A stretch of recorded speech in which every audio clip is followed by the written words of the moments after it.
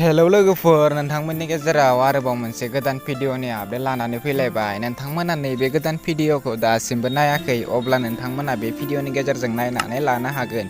बेखायनो नैबे भिडिअखौ जोबजासिम नायनो नांगोन। बिदिब्ला लोगोफोर, फैदो दिनैनि नैबे गोदान भिडिअनि आपडेटनि सायाव। दिनैनि नैबे गोदान भिडिअनि आपडेटनि टाइटेलानो जादों मियादी पाता। लोगोफोर, नोंथांमोना दासिमबो नैबे गोदान भिडिअखौ फुल नायाखै, अब्ला नैबे भिडिअनि गेजेरजों नायनानै लादो। बिथांमोना नैबे भिडिअखौ फुल आपल'ड खालामनानै होखाबाय। नैबे भिडिअनि कास्टिंआनो जादों बिसम्बि आरो मिथिसार। लोगोफोर, नैबे भिडिअआ जोबोरैनो मोजां जादों। नैबे भिडिअनि प्रडिउसारानो जादों रिंसार बसुमतारी आरो नैबे भिडिअनि मेथाइखौ रोजाबदों हायेन ब्रह्म। नैबे भिडिअनि सुरुग्राफियानो जादों मिथिसार नार्जारि।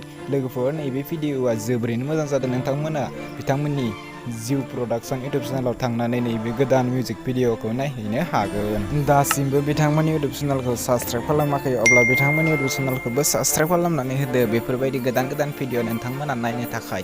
बिदिब्ला लोगोफोर, दिनैनि बे गोदान भिडिअनि गुसुं आपडेटआ बेखिनियानोसै। नेक्स्ट आपडेट भिडिअखौ नोंथांमोननि गेजेराव थाबैनो लानानै फैफिनगोन।